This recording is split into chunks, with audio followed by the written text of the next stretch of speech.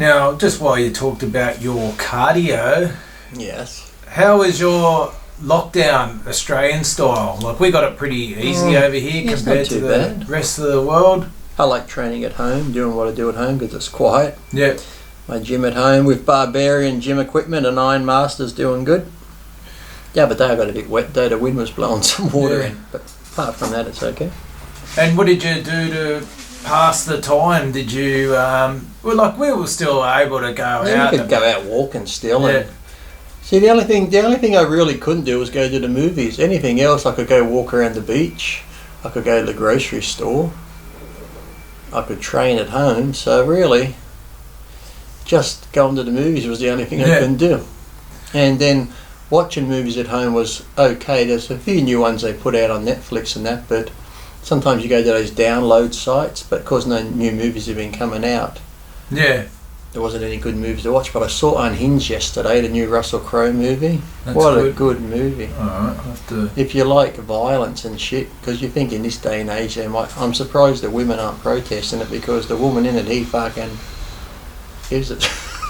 He actually kills a few people in it pretty brutally. Yeah. Because on the preview, you think it's just a road rage type thing. He's yelling at her, fuck you should have said sorry. Which, even my wife, when she came out, just talking to a guy there, and my wife, Rachel's like, she had it coming. He's like, because my wife's talking about how this woman had it coming because... What, she served the dinner up cold?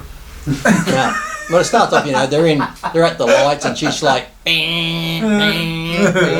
So finally Russell Crowe gets beside her and goes, excuse me, and then talking to the boy saying your mum was rude. How about a little bit courtesy tap which lets me know, blah, blah, blah. Then they had a little discussion and he apologised. He goes, now, where's yours? And she wouldn't apologise. She's like, I'm not apologising. I got nothing to apologise for. So that's what pretty much said. Well, from the beginning, he was a nutter. Yeah, from the first scene, you see why he's a bit of a nutter. But if she had just said sorry, it would have been over and done with her. Because she didn't, he makes her day hell. And he kills a few people associated with her. So from her not saying sorry, she caused the death of quite a few people. Yeah, okay, yeah, righto. So. But it's like the scenes are full on when he's doing it. It's not just one of those a little slap on the other people and that. When he does it, he's pretty brutal. Yeah. Yeah, no, very good show. Different role for him, but it almost looks like, remember the movie Falling Down with yes, I was Michael going to Douglas? say that one, yeah. When he was having a bad day? Well, it's like that times 20, but like a newer version. Yeah. Whereas Michael Douglas didn't really kill many, did he? He's just more pissed off at people and angry and... Yeah. I remember the guy tried to sell him coke. What fucking out there for the coke and calling him a gook and that, and a bit racist. But yeah, now this one's like a newer version of that, but a lot more brutal. Yeah, right. Like his day just went from bad to worse. And the stunts in it are good too. There's a few car chases and car crashes where it's full on. Boom! Fucking yep. Well, that's good. Well, actually, she probably killed more because with some of those car crashes, when they crashed, they would have been killed too. So yeah, she probably killed. Of course, she didn't say sorry. She's probably responsible for the death of 10 to 12 people. What a mole. Cunt. It's like the comedian says, like when you watch these shows where it's like, there is no reason to ever hit a woman. He's like, what the fuck is that? He goes, I can think of fucking 20 reasons right now to hit a woman. He's like, you never do it though. Like, you never act on it, or you never should hit a woman. But to say there's never a fucking reason is just ridiculous. He goes, I can think of 20 right now. Well, that's going to be a... No, it's actually really good. Unhinged. I was surprised. Well, it's going to be an issue that the pipeline for movies has been... Dried up a bit. Yeah, the good thing is that I think they've had so many already made that were meant to have come out. Yeah. Because James Bond was meant to have come out now. There's a new Halloween movie. I think I saw the poster at the movie theatre. Now James Bond's coming November 17th. It was meant to come out in June or something. So yeah, there's a few still coming that were made last year and early this year before COVID hit that were all meant to be released during summertime. But because there wasn't now, they're slowly bringing them ones out. So. But I highly recommend Unhinged if you want just a good action type thing, it's predictable type stuff, but hey, it's just Russell Crowe's bulked up in it. He's like, I'm bulked up. Oh, okay. No, but it's good though.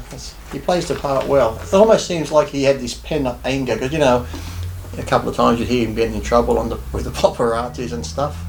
I felt like he got into the role pretty well. Well, he's a bit of a strange dude, isn't he? Really is.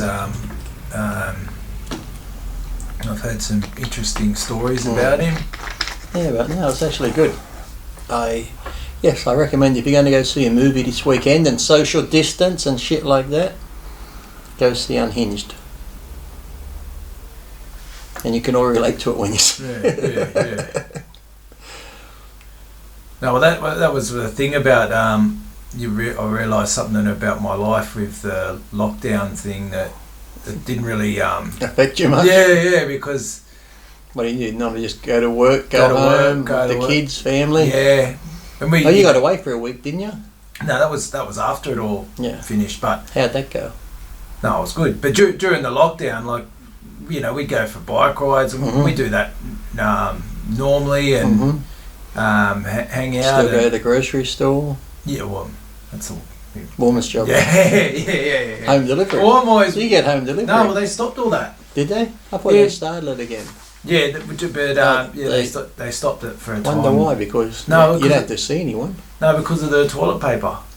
Yeah, that thing again. So that was so life didn't. You can still do home delivery, just don't deliver toilet paper. Yeah, but I think their site was crashing because the toilet paper. It wasn't just toilet paper, water, pasta. You can even do the stuff online now where you haven't got time to go around the store. You can do it online and just go to the store and pick it up. Yeah, I didn't know that. Yeah. Well, that's one thing that I think if you do it online too, it's cheaper because you don't just do what I do. I go to the store for a couple. I can need 4 things by the time I walk in. I'm like, what the fuck? I got a trolley full again.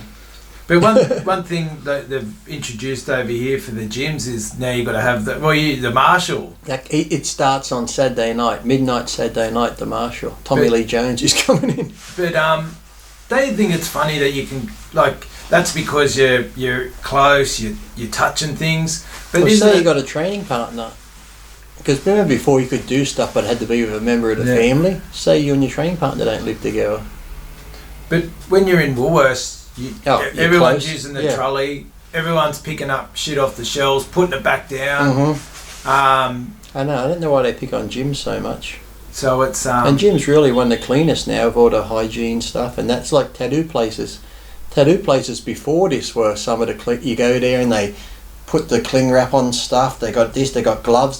Some have masks on all the time. Yeah. Everything they're doing, they're spraying down and wiping. So everything's surgical. Like some of those tattoo parlours are like a fucking cleaner than a doctor's surgery.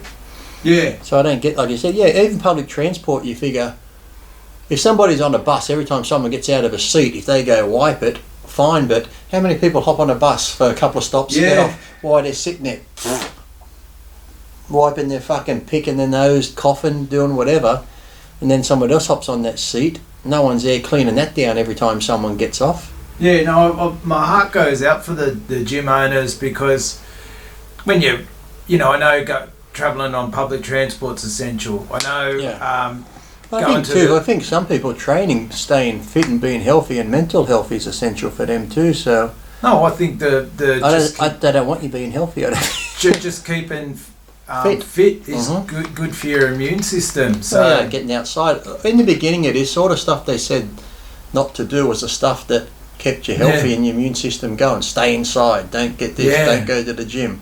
In the beginning they said don't take ibuprofen, it's bad, but now they're saying ibuprofen can help it because it's in the lungs and it's more of a blood thing than actual whatever else. So it's like, which is it? Yeah, no, I just think that out of all the things that we're allowed to do, you can still go to a restaurant and a pub and that, but you can't go to the gym. I mean, look, the pubs and the restaurants, they've made it so everyone's But here's the thing too that pissed me off. That one pub, they got a fine because there's 200 people in line. Yeah. Okay, they should have been distance, but you fined them. Or someone the other day had 20 people over their house because they went to Kentucky and someone saw them and followed them home because they ordered so many meals. They got a big fine. I think they fined every person there $1,000 each. How can you let that fine a pub because there's 200 out the front, but you let those fucking protests go ahead with thousands of people? And I want to know... And in Queensland, she let the elections go ahead. The guy from the health has advised me it's okay. So thousands of people went out to vote and lined up and went to voting, but that's okay. People line up in a fucking pub, you get a fine. People go protesting shoulder to shoulder, they get fucking, oh, go ahead, you're right. No, but back to that pub, like, I don't know why the pub gets fined. It's like I'd be going to the on the way down here today, I was listening to Marcus Paul. He's on before John Laws. We've got all this now, churches or whatever, places to worship, maximum 100 people. There's one in Sydney here that's just been granted exemption at some Islamic mosque where there's some special thing coming up and they've been exemption, they can have 400 to 500 people in there. So it's like, you know what pisses people off, because everybody else has to follow the rules, but now you're giving an exemption to these people, and it's been shown that some of those people spread the fucking virus in the hotspots already. So now you're going to have 400 or 500 in a church setting, like, oh, we'll space them out with, yeah, whatever. But now you've just exempted them for this religious thing. So why can't you do it for other churches? See, that's why people get mad and shit. So yeah, I think it's this weekend or coming up they've been given an exemption. So I guess once you get exempted, COVID goes, you hear that, guys? We don't attack these people. We're very specific on where they attack COVID.